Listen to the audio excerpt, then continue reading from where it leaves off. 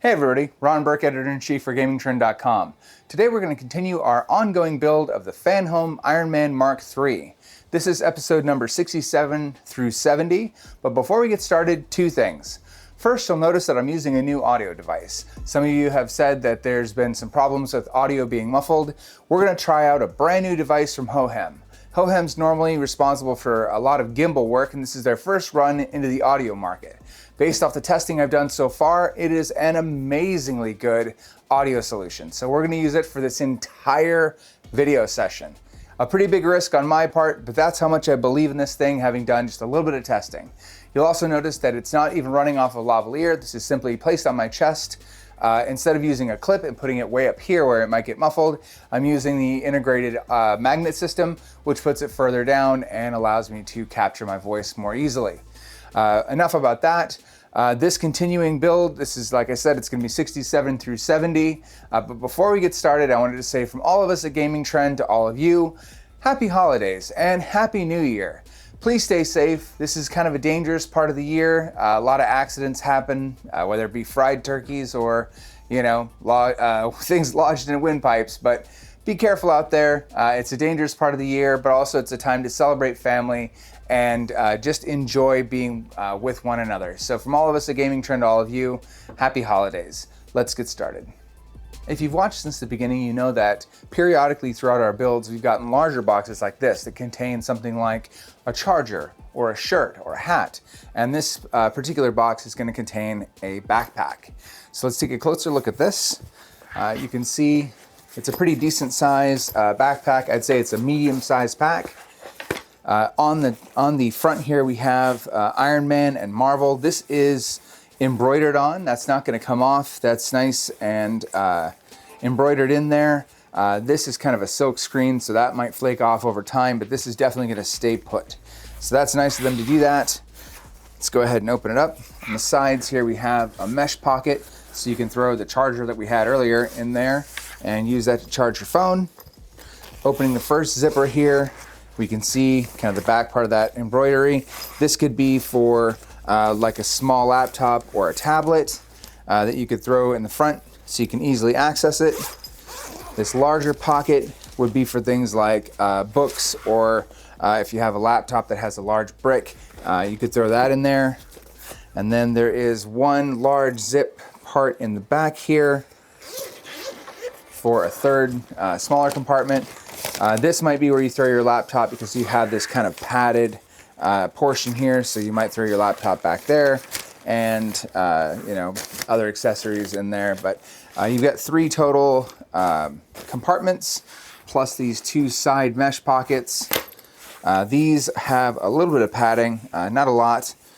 It's a pretty basic backpack, but it's nice that it's included. There are some nice features. You don't normally see this on a cheaper backpack where you've got this triangle portion here where you've got kind of a stress relief here. That'll help with anything that might pull on the backpack, and it should help the backpack last a little bit longer. And that about does it. So pretty cool little inclusion. And again, I'm happy to see that this is embroidered instead of silk screen. So good on you, Team Marvel and Team Fanhome. Let's go ahead and set this aside and see what's next. Episode 67 kicks off with a little bit of a consolidation of Tony Stark's various armors. And it also has to do with working in the legacy of Doctor Doom, something that we weren't able to do in the movies. So you'll see some parts that kind of align with where the movie has taken the MCU, and then some stuff that clearly is a major departure. So in this episode, we have Tony in a pre-reveal state, so only Pepper Potts really knows that he is Iron Man. We have a conflict going on in the Republic of Transia, and that is the home of Quicksilver and Scarlet Witch. That's one of our first departures because we have Transia versus Sokovia. So in the comics, it's Transia, and Iron Man is told that he cannot go in there and get involved in this geopolitics, but Tony Stark, being Tony, he doesn't listen anyway, but he knows that Doctor Doom is behind all these problems, so he knows that he has to go to Transia to try and stop this problem that's going on there. He's also seeing, despite the fact that he's so closely guarded his legacy and his weapons, he's seeing his weapons pop up, and he's seeing these Iron Man suits that are definitely variants of his own Iron Man suits popping up in Transia. So he has no choice but to go to the country and try and do something about it. And that's really what this legacy section is about. So obviously he goes to Transia and he's starting to find these variants of his suit, Doctor Doom being behind it. He starts to work with local engineers to try and figure out how he can stop some of the superhumans that Doom has left behind, and that causes him to team up with people like Dragana and also Zamaj. Zamaj is the person that's behind all these other Iron Man suits, and it's a lot of kind of back and forth between trying to work with the local folks that are trying to battle for their own country, and also fighting against Doom's henchmen like Dread Knight and Radioactive Man. So all of that comes together, obviously. He takes out Zamaj's Iron Men, but it does kind of start to make the question of, is there a world where there's Iron Man for all? Should Tony be the only one that has access to this level of superhuman ability via these suits, or is this something that every country should have access to? Should everybody be able to defend themselves against a Doctor Doom type, or is this all falling to Tony Stark, which seems like a completely irresponsible use of his armor, because how could he possibly be everywhere at once? So it starts that conversation about what does it mean to have an Iron Man suit, and should everyone have it? Does it make the world a safer place, or does it make it more dangerous to have more of these suits around? So it's a really interesting piece because it does start the conversation. Moving on, that piece that we looked at earlier is a central leg support, so I'm going to dig that part out so we can start to assemble it. All right, we've got the right pelvis support, left pelvis support, right pelvis armor, left pelvis armor. We've got our longer screws and our shorter screws, and we've also got the shell piece from 66 and these two smaller kind of wings here. We had no idea what those went to before, but we're going to be putting them in place today. So let's take this first piece, 67A. I don't know if these are marked. Doesn't seem like it. They kind of seem like they're the same, so it seems like we're all right to just grab one. And we're going to be putting it on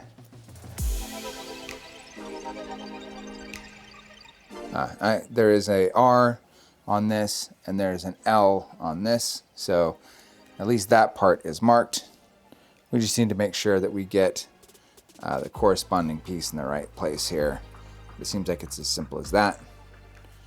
And we're going to throw in one of these longer screws, one of these OP screws in here.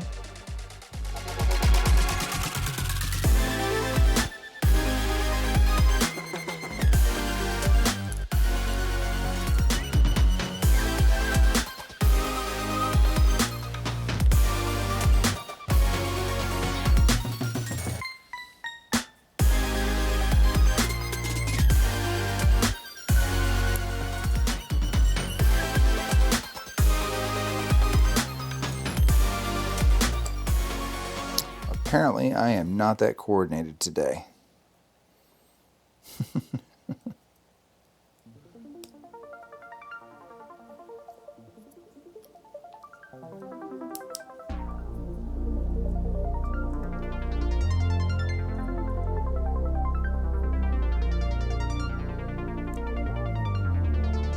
Oh my goodness, I am not coordinated at all today.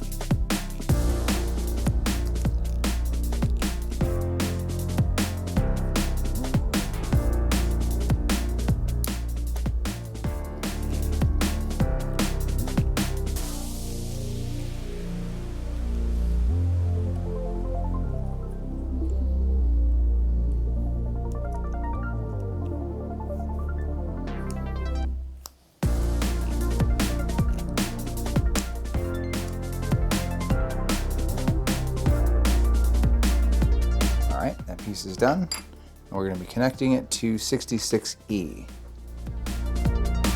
So this also has an R and an L on it, so we can make sure that we know exactly where these are connecting. So in this case, we're connecting the right pelvis armor, so we're going to use the right 66E piece, and just like the other one, it's going to drop that OP screw through that longer shaft there.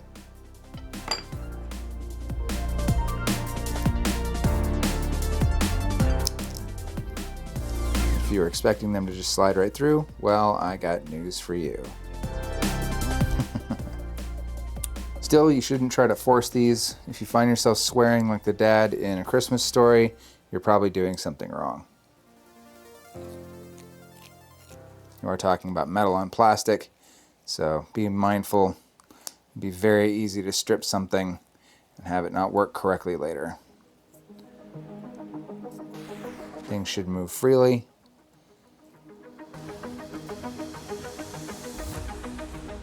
Just like that. They still can move and they can articulate, but they're not loose. So our end result looks exactly like that, which is what we're looking for. So we'll set that aside. Looks like we're going to do that. It looks like we're going to do the whole thing all at once. So we're going to take this piece and attach it directly here. Super simple, in theory.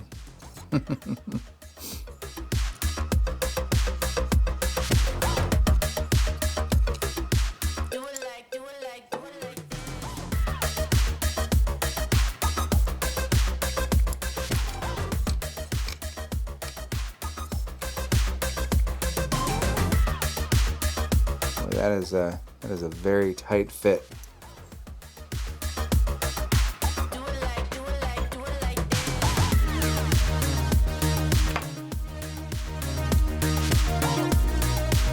Just doing a quick check here. That's how that should fit in there.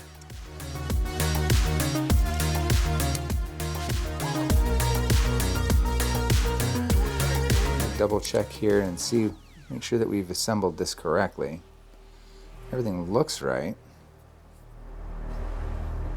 Oh, you know what? I've assembled it upside down. So just like before, I don't shy away from making mistakes on this stuff. It's very easy to do. So I went ahead and assembled this piece upside down. It's probably why it wasn't sliding in. Now you know. Knowing is some portion of the battle, but it's also why you don't force it. We're going to flip this portion upside the other direction, so the kind of hill piece is facing up. I have it facing down. An easy mistake to make.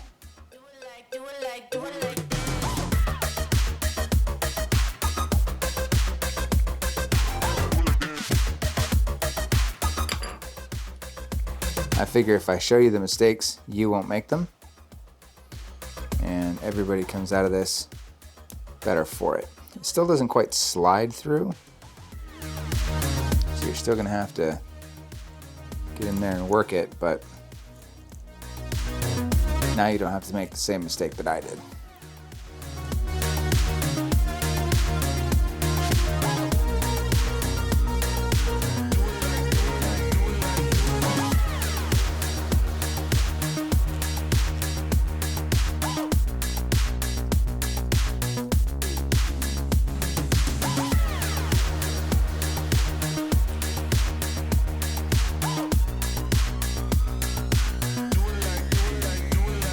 Alright, now that looks correct. We'll get this piece on and they'll be ready to put in the correct spot. Sorry about that. Hope I didn't steer you wrong too far. As I said though, easy mistake to make, easy mistake to fix.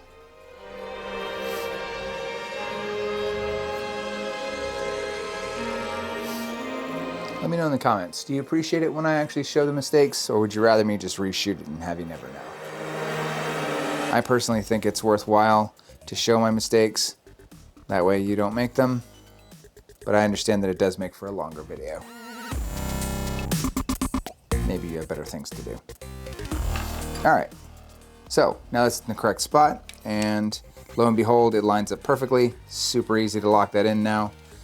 So let's do exactly that. That's going to be with these shorter screws.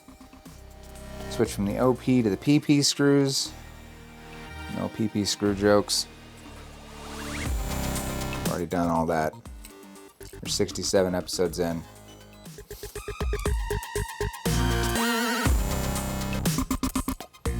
It is hard to hold these and get these things in place sometimes.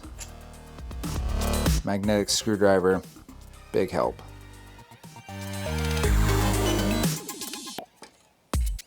It's certainly hard to show on camera while I'm doing it, as opposed to just kind of holding it in my hand. But there we go. Seems like if you just kind of hold this other side, you can get that one piece in, and that'll let you get the second one in.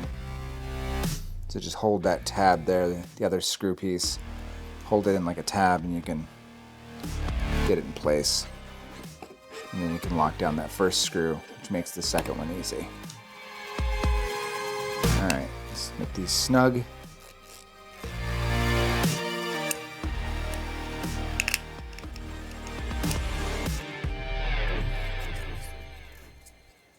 If we've done it correctly. Nope, I think that goes on the outside of the armor. Yep, it does. All right, so there you go. Now that's on the outside of the armor. Kind of opens up like this, but it sits in front. It sits snug like that to create kind of a smoother front of, looks like the pelvis maybe. So now let's go ahead and repeat it on the other side, which I'm sure what it's going to say over here. It does. So I'm going to skip that part and we'll just kind of jump to the end. I'm sure you don't need to see me do this twice. Well, you kind of already seen me do it twice. You certainly don't need to see 3, possibly 4 times. So be right back. All right, the final assembly is complete. The idea is that these should be able to articulate and they should stay in place when you move them, which these clearly do. And you can kind of turn them and articulate them. And they should lock in place like this, which they do. Again, when you're locking these things down, just make sure that you leave enough room for them to be able to move, but not so tight that they can't move, or not so loose that they come apart. Kind of find a happy middle ground, and you're all set. So we're going to set this central leg support piece back in the box here. That's all done, and we're going to move on to Bethany Cabe, a character that frankly I'm not quite sure why they've completely eliminated her from the MCU, because she's a massive part, as you'll see in just a moment. So as we've seen in the MCU, Tony's had a lot of different women in his life, and they've really only touched on more of his addictive personality and not so much his addictions. Tony has suffered from a lot of problems with alcoholism, and a big part of overcoming that is Bethany Cabe. Now, Bethany Cabe is not just Tony's support system, she's also an international dignitary, basically. She's a capable fighter, she's a bodyguard, she's able to blend into just about any environment, and ultimately she becomes a big part of Tony's life. Not just overcoming his drinking problem, but ultimately a romance partner. Her own husband passes away from his own addictions, and she sees that same issue in Tony and helps him overcome it. And when it comes time for him to come clean that he's Iron Man, she already knew. She knew from his mannerisms, she knew from the way that he conducted himself, she just knew. And the two of them together faced off against a woman named Madame Mask, and ultimately defeated her. And that's when, unfortunately, their romance came to an end. During that, she found out that her husband was actually alive and being held captive. Obviously, that rekindles that romance, and she goes back to her husband, and Tony's kind of left in the lurch. But that's not the last time that we see Miss Cabe.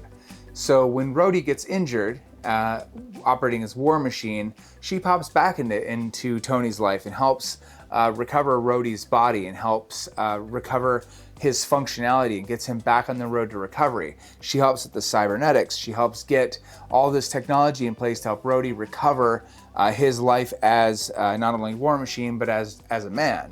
And then she comes into his life again after Tony is killed, one of his many times that he's been killed, but then is brought back to life. She also helps in the square off against Norman Osborn, so she's really kind of a big part of Tony's life that's been all but eliminated in the MCU. There's really no mention of her whatsoever, and a lot of her interactions have been kind of combined with Pepper Potts, and or just eliminated entirely. So it's a really important figure that is prominent in Tony's life, really throughout many of his trials and tribulations, as well as just at kind of the most key moments in not just his life, but in those around him. And this section covers some of the ways that she makes an appearance and helps Tony navigate through his life. So it's a really interesting read, especially if you've only been exposed to the MCU. She's a central part of his life that, frankly, if you've only watched the movies, you probably have no idea that she exists. The last portion of this episode covers Nanobot armor. So Tony, during his fight with Fing Fang Foom, let's say it once again, Fing Fang Foom, just because it's fun, realizes that monster is just too big to fight. So rather than hitting it head on in the way he would normally do it with something like a Hulkbuster, he goes the other way and decides to work with a completely miniaturized version of his armor, a Nanobot Tony Stark Iron Man armor. So he creates a number of these and puts them in a small capsule. And his plan, he injects himself into Fing Fang Foom, and he's supposed to release all of these little tiny Iron Mans. Well, that plan doesn't go according to plan, and, well, he's the only one. All of the other ones just sit dormant inside Fing Fang Foom. So Tony has to run around and do all of this crazy work to try and defeat Fing Fang Foom from the inside by dropping these markers inside of his body that will then cause havoc inside of Fing Fang Foom. And I'm just literally going to take every opportunity to say that. At the same time, because of course, why would there be just one villain? Ultron has also miniaturized himself and injected himself in Fing Fang Foom. Fing Fang Foom is none the wiser in all of this, and Tony finds himself at a severe disadvantage, fighting both Ultron and Fing Fang Foom at the same time. Ultron effectively poisons Tony. This nanobot machine that he's used to miniaturize himself is now effectively killing him. So what he ends up using is all those Iron Man armors that are inside Fing Fang Foom. He uses them to go inside of his body and address all the different markers where Tony's body has fused with the Iron Man armor. We're kind of in that portion where Tony has begun to use nanobots and kind of integrate the armor into his body as opposed to simply strapping it on. So all those spots where all those integrations occur, he drops little markers in there that allows those to not wreak havoc and rip him apart, basically. Allows all those little nanobots to take control of Tony's armor, and he's effectively kind of puppeteering himself until he can reverse the damage that Ultron has done. So if you want to say Fing Fang Foom one more time, I know I did, and I just did, Fing Fang Foom, I'm going to say it again. This is that episode, and it's the one instance where we have nanobot armor, and we have Wasp coming in to help Tony. Honestly, probably should have relied on Ant-Man and the Wasp to do this work for him, but Tony being Tony, why not make another armor? I'm going to say it one more time. Fing Fang Foom. Let's move on. Episode 68 covers the Model 59, but before we get into that, we're going to talk about the Ultimates. Now, the Ultimates were, rather than explaining how convoluted this is, I'm going to read word for word this particular page. And if that doesn't tell you everything that you need to know about the Ultimates, I don't know what will. It was needlessly complicated, hard to follow, and it was just a gazpacho of superheroes and villains. interchanging, and frankly, it was not well received. It was well illustrated. I mean, it was some of the best illustrations that we've seen, but it was almost like they just took the villain and the hero deck, shuffled them together and said, there you go. So without further ado, allow me to read this entire section for you. Despite their recent victory, the Ultimates were incapable of reveling in a triumph that had cost them so much blood, sweat, and tears. Black Widow, Tony Stark's fiancée, had betrayed the team and murdered Hawkeye's family. After a confrontation with Loki and the forces of Asgard, the Ultimates severed their connection with S.H.I.E.L.D. and became an independent force financed by Tony Stark. But the group's problems had only just begun. First, an intimate video of Stark and Black Widow is leaked to the press. Then Venom bursts into a meeting with the Ultimates in Stark Tower. In this fight, a bullet kills Scarlet Witch despite the efforts of her brother Pietro Maximoff, aka Quicksilver, to protect her. Enraged, the young man proclaims his death would never have happened if the Maximoffs had stayed in the Brotherhood of Evil mutants led by his father, Magneto. He gathers the Mole Man, Sabretooth, Mystique, Madrox, and Lorelei to take his sister's body to Magneto. Meanwhile, Mystique takes the form of Black Widow to manipulate Stark, who's drowning his sorrows in drink. The Brotherhood manages to escape, and with Wolverine's help, several of the Ultimates chase them to the Savage Land. There, a spectacular battle takes place between two sides. As I said, literally just take the cards and shuffle them together. And again, it's really well illustrated, but wow, is it hard to follow. I'm not even going to try and cover this. It's just too much. It's it's an interesting offshoot because it's so bizarre, and it's every villain and every hero out of nowhere. It's almost like a child is describing it. It's like, and then Wolverine showed up, but also Venom showed up. It just becomes so hard to follow that, frankly, it just didn't last very long. Fans moved on pretty quick, and so are we. So we're gonna jump into the right hip. Let's get to assembly. This episode and the next episode is gonna be assembling the same thing. This is gonna be the right side, and that's gonna be the left side. All it really is assembling this right support base and this swinging support and attaching it to the right hip plate. It's very similar to what we did before, where we're gonna be taking this piece, dropping it in place, locking it down with a screw, and then placing this piece inside here so that it can actuate onto another piece that we'll assemble later. So I'm going to go ahead and do exactly that. I learned my lesson. We'll pay special attention. This curved piece is facing down, so that's going to go like so.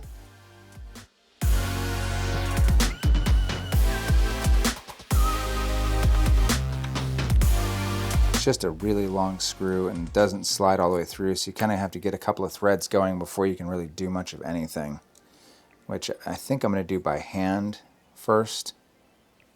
Yeah. So getting a couple of threads in there by hand first allows me to then get it to bite, and then I can screw it in. So if you learn anything from watching me struggle, do a couple of threads by hand so you can at least get a start, and then it'll pop right in. Piece of cake. Just like that. And it took longer for me to explain it than it did for me to do it. So snug that in.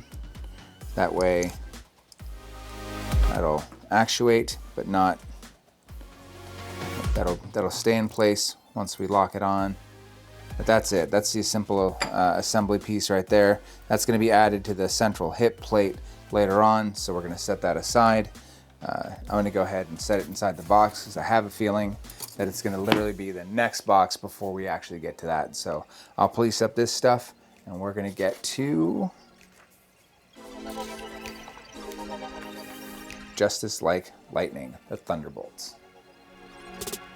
So the Thunderbolts happen after a bit of a section that we haven't covered in the Iron Man comics, and that is the defeat of Onslaught.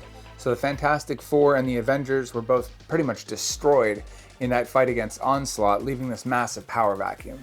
So you have these heroes coming in, called the Thunderbolts. You have their leader, Citizen 5, a powerful giant, Atlas, a modern pseudo-Iron Man named Mach 1, an inventor, named Techno, a very shy heroine named Songbird, and another brimming with self-assurance, Meteorite. And by all outward appearances, these guys are all heroes, and that's how that first episode goes until you find out that all these groups, or all this group, are being led by Baron Zemo. So this is actually a new supervillain group that's coming together with, it's Baron Zemo at the helm. The plan is total world domination. So this super group, the only choice that Tony has against them is to join them. So he gathers up some of the heroes that have had kind of checkered past, that were maybe evil and then moved to good. People like Scarlet Witch and Hawkeye obviously had kind of taken a turn during his life, where he became Ronin and then became Hawkeye again. So you have these heroes that could switch sides. So they kind of infiltrate the Thunderbolts and kind of split it up. You've got Baron Zemo. Let's see if we can come up with there are a couple of other names you might recognize. Arnim Zola, Growing Man, Von Strucker. So these kind of supervillains that just keep popping up like a bad penny come into this super group, and Tony has to kind of dismantle it from the inside. So it's a cool kind of step outside the usual path for Tony, where he has to kind of act the bad guy role to be able to dismantle this group. And it's a cool kind of offshoot. You also have the Winter Soldier become a part of that group, and he's obviously had a very checkered past. So some of the group that comes in have no problem putting on that bad guy cowl again. The last piece of this section is the Model 59, and that is a brand new suit for Tony. Let's talk about it. Tony Stark has had a lot of different AIs that have come and gone that help assist him in his fight against bad guys and just evil in general, or just literally assist him with any of his normal everyday activities. You're talking about like Jocasta or Jarvis or Friday. Well, all these things have one thing in common, and that is that they are uncommonly smart. These AIs are housed inside Tony's suits, and they are evolving AIs. Well, what happens when you coop up any AI inside of a tiny little box? Well, you end up with Ultron. So Tony starts to realize that there's an ethical dilemma to keeping these AIs cooped up in his suits. And ultimately, that's how you end up with the Model 59. So he's beginning to extract these AIs out of himself, I should say, out of his suits, and putting them in their own suits, and giving them their own free will and their own ability to act. Not only is it a force multiplier for Tony because he can call on these suits as allies, but it also frees them to be who they want to be. And it gives Tony a chance to free his AIs like Friday to become their own entities. So that's a cool kind of ethical offshoot that Tony has to deal with in this episode. And it kind of opens the door towards robot ethics. What does it mean to be alive? So we have kind of some existential questions to answer, and that's what this episode's all about. So closing this one out, we're going to move on to episode 69. Nice. That's the Vespa armor and this other side piece here. Let's crack that open and see what's inside. Now, if you follow comics for long enough, you see that they're definitely a reflection of their time. And nowhere is that more true than in episode number 69. For one, it covers the Vespa armor. Now you're thinking to yourself, certainly it's not covering an Italian scooter, is it? Well, I don't want to ruin it for you.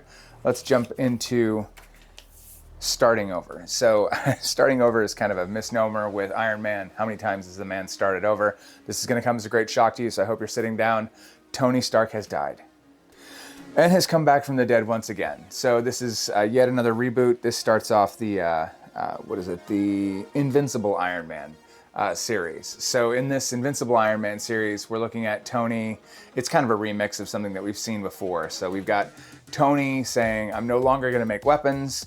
But the change this time around is that he says, okay, I'm not personally going to make weapons. Stark Industries is not going to make weapons, but we're going to build repulsor technology and we're going to license that out. Well, what ends up happening is it creates this power vacuum. And I mean, obviously, who's there to pick it up? Who's there always to pick it up? Hammer Industries. So Tony ends up being in more of a licensee role licensor role, where he's licensing out repulsor technology with the idea that it can do some good. It has a lot of uses other than weapons technology, including obviously energy generation. So that's obviously your warm light around the world problem solved. But naturally, of course, anything that can project energy can be turned into a weapon. But again, this kind of the reflection of the time. When this series was kicked off, we're talking about some of the pushes with the Detroit auto industry, and it's reflected right here. We have, and no joke, Detroit Steel is the name of his his enemy in the Invincible Iron Man, and it is literally a suit of armor that is built into a car, and we're gonna get to it right when we get past this left hip build. But yeah, the Vespa scooter, that's what we're gonna be talking about. Tony Stark's armor as part of a Vespa scooter. But let's not get ahead of ourselves. Let's build the left hip. So just a quick check from our overhead. You can see that we are building that left hip. We literally just did this on the other side, so I'm gonna save you the run time. We're just gonna fast forward past this. I'll have this assembled just a second and we'll move on. And as promised, but without so many screw ups, I've built the left plate to go with the matching right plate that we built last time. They are exactly the same, just left and right, and they are marked as such. So we're gonna go ahead and put those back in the box of goodies. Oh boy, and move on to the Vespa scooter. Yeah, you can see here's that top of the hip that we're gonna be building later. But before we get to the Vespa scooter, I know we're delaying the inevitable here, we're going to talk about the not-so-secret war. In the Children's Crusade, we go over some of the events of WandaVision, but obviously we have a lot more detail that frankly had to be cut just to build some of the excitement and frankly distill out some of the craziness that would make for a really rough to watch show. So if you haven't watched WandaVision, this is your opportunity to eject and fast forward to when you see me turn the page. But 3, 2, 1. In WandaVision, we have Wanda basically suffering under the load of what is a world she doesn't really, that doesn't really understand her and her power. And unfortunately, it has caused, in the events of the Avengers movie, the death of Vision, and that has not gone well for her. And she has created effectively a prison in her own mind where she's built this idyllic version of what her life could have been like with Vision. And it starts off kind of black and white, Leave It to Beaver, very idealized time that never was. And she has the wonderful family and the 2 children and everything's great. And unfortunately, as time goes, she begins to see the cracks because, nothing is perfect. And even in a perfect world, it's hard for it to remain perfect. And so you see a touch of that in this not-so-secret war, the Children's Crusade, because it's a little bit about her son who becomes a young Avenger. It does deal with the death of Vision. It does touch on a world that doesn't understand both her power and how much she could help the world, but also how much she could destroy it. But we also see a lot of folks that just aren't feasible from either a runtime perspective or from a legalities perspective. We have Doctor Doom, we have Magneto, we have X-Men, we have the Young Avengers, just a ton of people that are all kind of folded into a much larger comic. And even Wolverine is a part of the proceedings. So all this leads to the introduction of another character, a character named Wiccan, and it's not just the name of the religion. In this case, it is kind of a blunt naming instrument for Billy Kaplan. So We're gonna go ahead and switch pages now. Yep, I'm gonna skip right past this. Suffice it to say, if you want to know a lot more about kind of where WandaVision is for season 1 and where it's likely headed for season 2, you can see a lot of that in this, or at least kind of an overview of this, albeit with some changes. So, for instance, Hawkeye has been killed, and Ant-Man is now on its second iteration. So you're not talking about Scott Lang, you're talking about Scott Lang's daughter. So yeah, and then ultimately even Scott Lang's daughter is murdered by Victor Von Doom. So there's a lot of chaos going on in this particular section.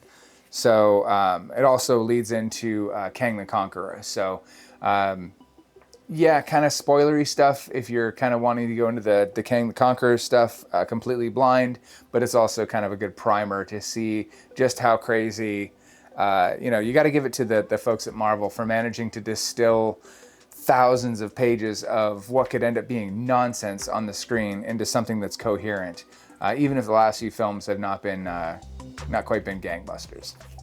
So now let's talk about the Vespa armor.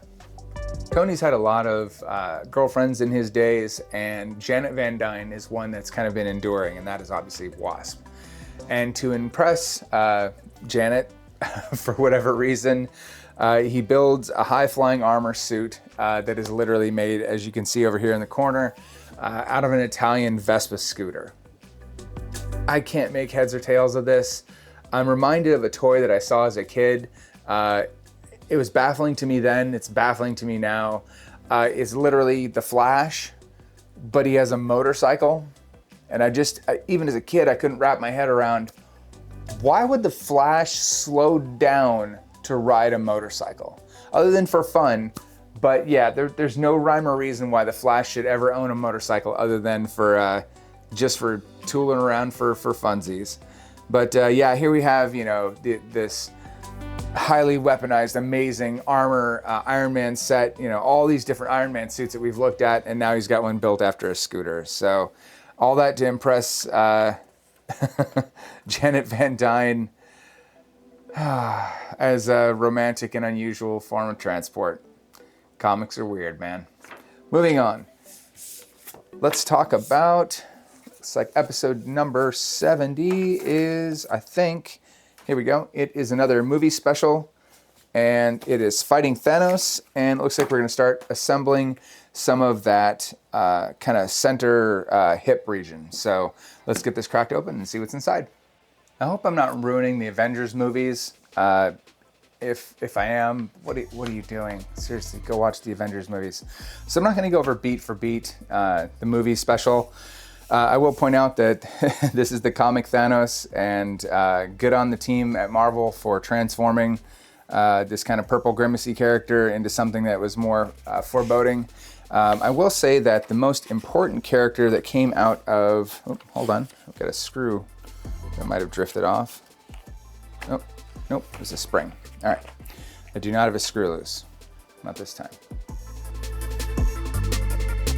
The most important character that came out of kind of the Marvel Cinematic Universe aligning with Sony was the Iron Spider. And yeah, we see that right here. So a lot of people think that Tony had nothing to do with Peter Parker's evolution into Spider-Man, and you know, they always see the same repetition because that's what we had seen in the movies, where you've got Peter Parker doing his own thing and never met Iron Man, like the man didn't even exist.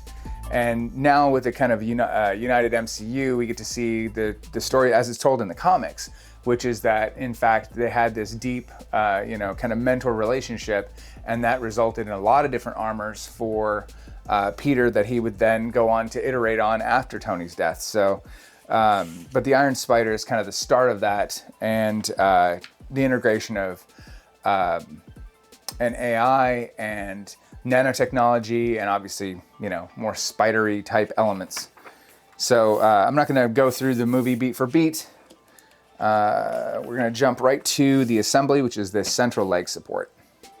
The central leg support is going to require this piece from episode 65, this kind of weird claw piece. So I went ahead and fished that out of our box of goodies here. To kick things off, we're going to take this rear center armor. That's America's butt, if we're talking about Iron Man's butt. We're gonna set that aside, and we're gonna need 70B, which is this, I don't know, tailbone piece, I guess. And that's just gonna pop in place like so. And then once it's kind of firmly in place, there we go, it should pop like that. We're gonna lay these springs onto the post here and onto the smaller post here. And we're gonna set it aside. What that's gonna connect to is the central leg assembly. I'm gonna make sure I don't botch this, but it should be this claw side up, and then you see these two posts here. That's where it's gonna lock onto the longer post and the shorter post here.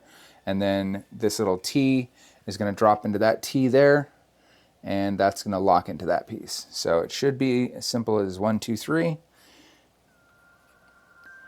I say that, and hopefully it actually comes to fruition. I think I'm actually gonna reverse this spring. It's much easier to put it on the post on this side, I think, than it is to try and line up two posts at the same time. Might be wrong though. Yeah, see, that's gonna stay put. So I like my amended instructions. Sticking it on that post makes it easier to mate these two pieces.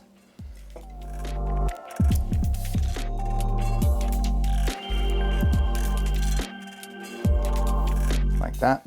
I'm gonna put these two pieces together, and they'll just drop right on top of each other.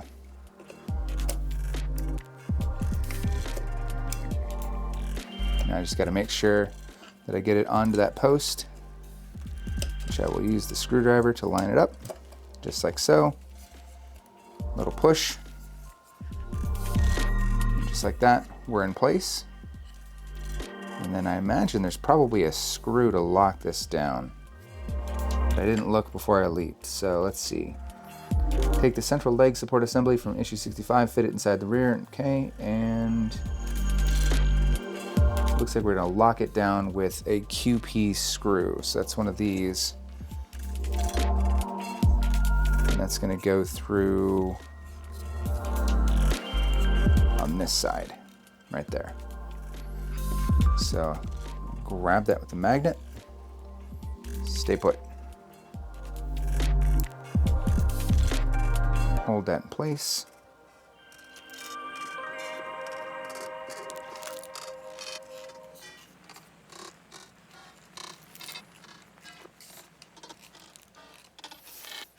Oh, that closed up that seam nicely.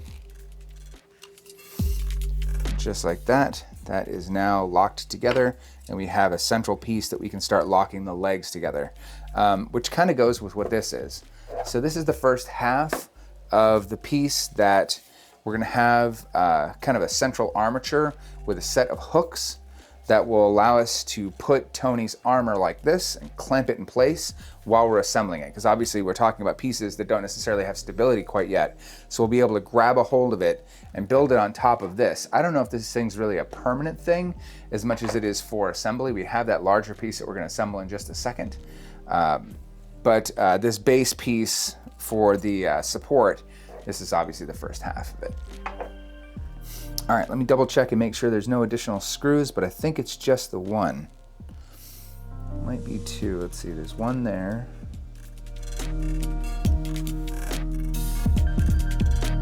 I think that's it.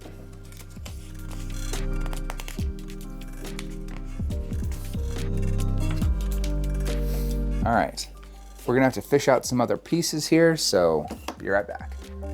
We didn't have to go far. These are those side wing pieces, and this is that front piece that we assembled at the start of this whole adventure, for this installment.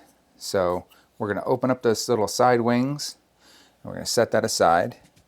And we've identified this is the piece from 68, this is the piece from 69. So I know which side is which. And then this is going to be stage 1 portion, and then this is the shell from episode 67. So what we're gonna do, we're going to take these little side wings, and they're going to sit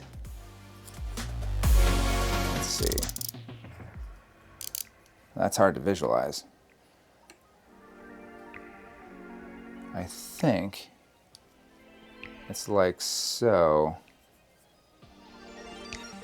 Yeah, they're gonna sit inside this little hole here and just kind of hang out there. So I think that's correct. I didn't exactly label which ones were which, so it'd be really easy to confuse them, but not hard to change it if I'm wrong. I'm trying to look at the curve here, and this looks correct. So we're gonna set this like so. Those are gonna come down over the hips when everything's said and done. All right.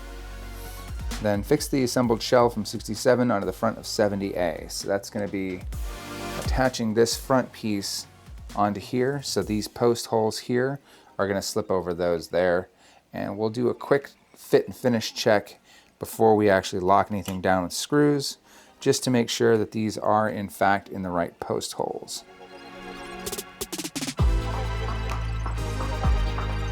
Very carefully.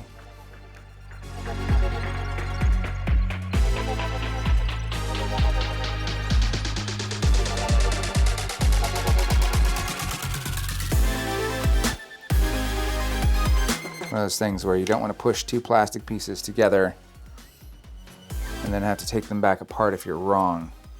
Plastic tends to be a little more unforgiving about that. But I'm hoping that I'm right. That just slips right over. So if I can kind of hold this, we see that those pieces, if I put these pieces down, these should mate right there, and they do. So those will come together once I kind of push this down. There we go. And see, that'll make a nice connection piece. So that is where they're supposed to go. So now we're going to push it together and figure out where the screws go. So we need LP screws for the top piece here, these larger holes in the back. So I'll grab one of those, get it locked onto the front.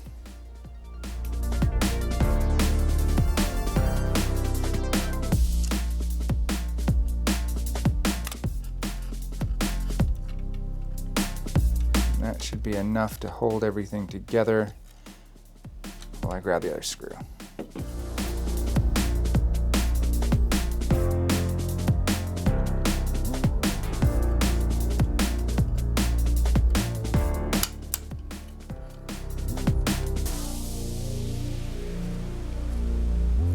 Unless I miss my mark, we're going to have legs attached to hips very soon. All right, so we've got that assembled, and as I said, those come right down where they're supposed to and lock down in place like that, which is what we wanted. That's a nice, very little bit of adjustment, and that'll be ready for that to fit and finish and be locked in place. So we are making good progress. All right. I saw there was another screw here, QP, that's one of the longer ones, and that's going to go in the front. So that's this longer hole right there. You'll notice that I have one extra screw. I always have one extra screw of each type. If you've not picked that up so far, you can know that you've got the right screws in place. If you look down and you have two of one and one of the other, you're looking for the one that's going to end up leaving it with only one to spare. They want to make sure that you've got at least one extra just in case. I mean, if I were to drop this screw onto the carpet, that would be a rough time trying to find this thing. So it's nice to have one spare so I can find it with the vacuum later. But there we go. That is fully assembled. I am going to tighten this down just a little bit so it doesn't kind of, so you can kind of flop open there. So I'll tighten this down just a little bit so it doesn't flop like that. But I think we're good.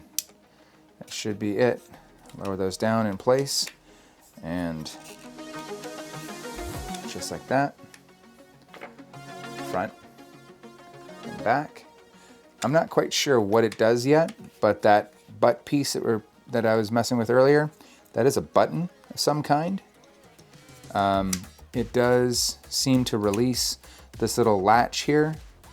So I guess I could release the legs. Maybe that helps them snap in place. But we'll have to see as we assemble everything else. You can see where we're headed with this central support and where it's going to end up on the model when we're done.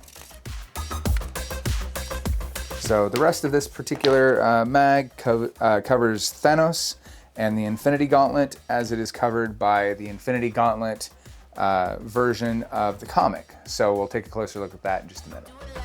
The Thanos of the MCU is very different than the Thanos of the Infinity Gauntlet comic books from 1991.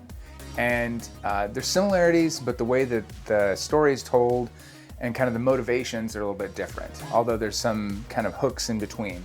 I'll go over some of the differences. So in the comic from 1991, you have Lady Death, and she's mortified by the way that all of the beings around the universe or multiverse just take. They just have this locust approach to taking everything and always expanding. It's very similar to Thanos's view of the universe. And she empowers Thanos to go and obtain all of these gems and put them together to create this Infinity Gauntlet. And in doing so, he rises to a level of power that's equivalent to her. Because he's so in love with her, that's what he thinks that she would want. And instead, she sees him as this indelible threat, almost a pretender to her own throne, and completely shuns him. So he decides to follow through on his last thought, which was kind of his order from her, and destroys half the universe. Well, now he has her attention, but he has everybody else's attention as well.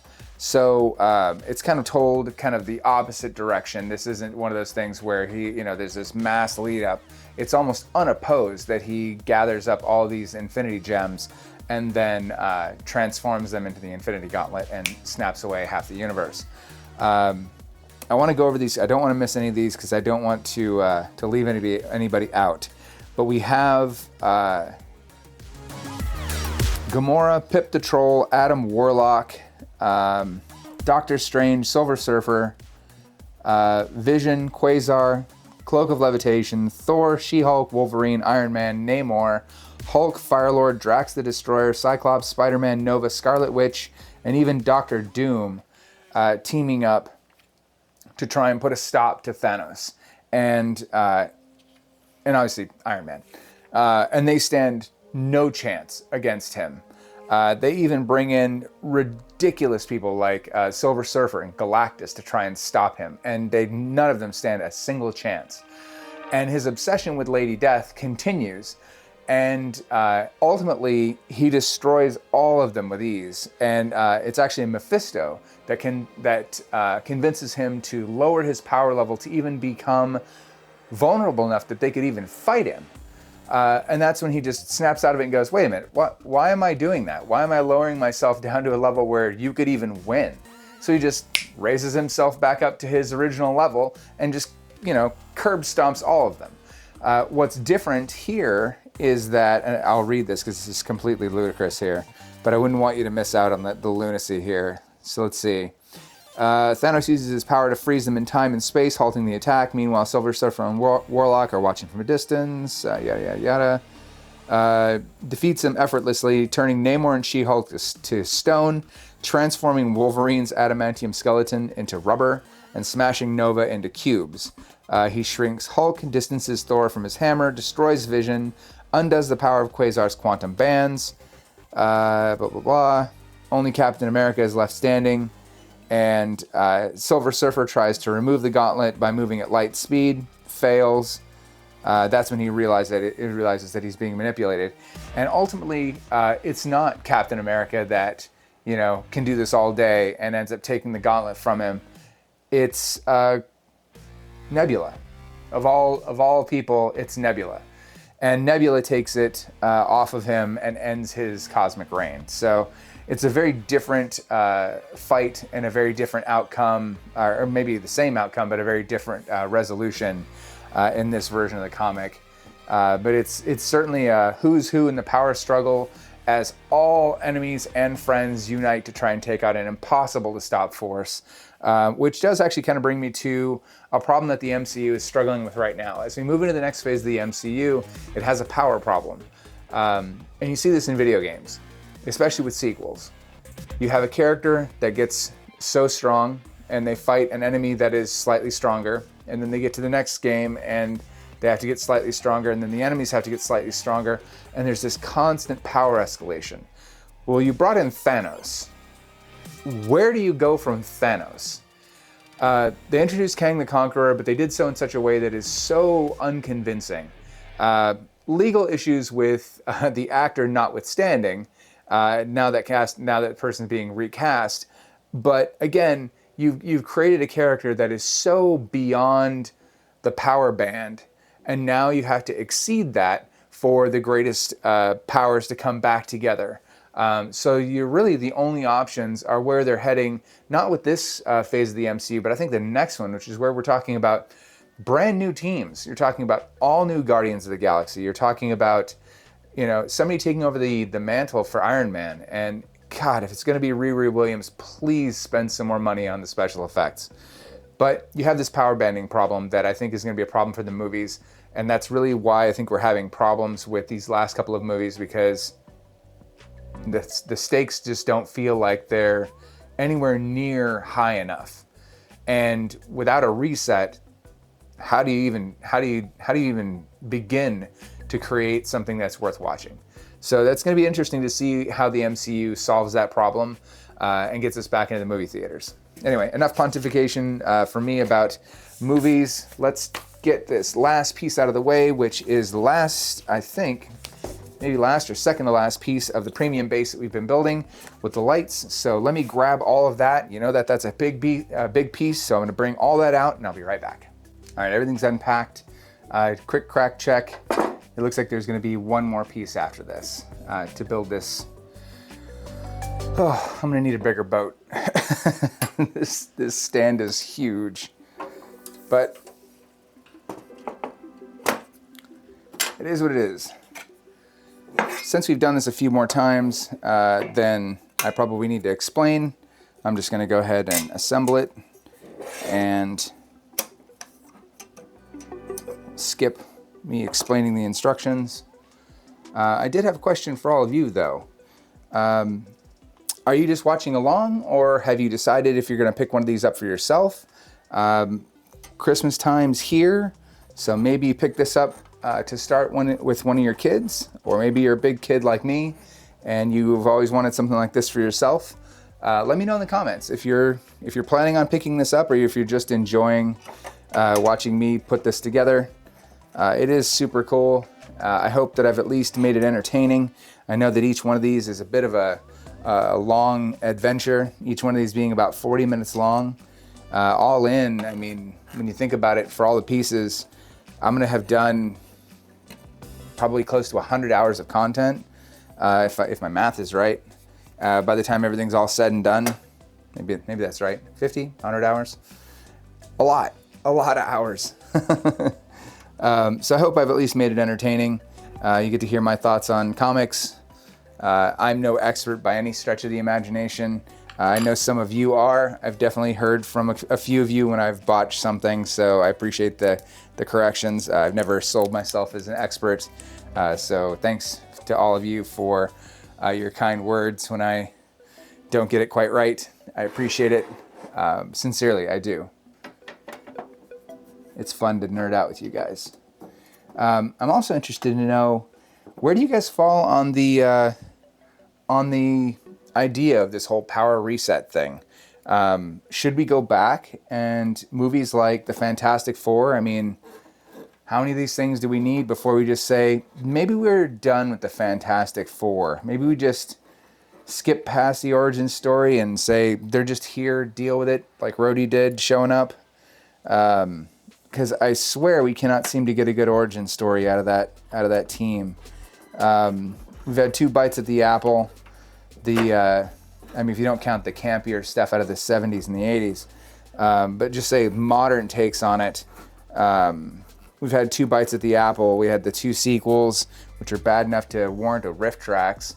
And then the most recent one, which is frankly so bad that I don't think Rift Tracks could even make it watchable. So that property just seems inexorably busted. So I'm not sure that there's anything to be done with it. Maybe it's a better writing team. Maybe it's a better director. I don't know.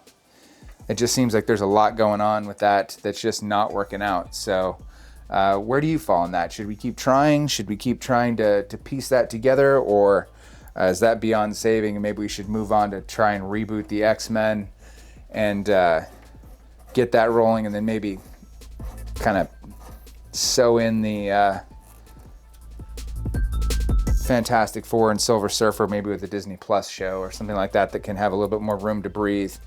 Because I just feel like that the Fantastic Four, that's a lot of people to get fully invested in a short movie. You've got to have obviously the four characters, all their supporting characters, and also give me a villain strong enough to care about. And much like Peter Parker's origin story, I think we've all been about Victor Von Doomed out at this point. So I don't know. That's a tough one. I don't envy folks who make those kind of decisions. That's going to be a tough decision no matter what they do.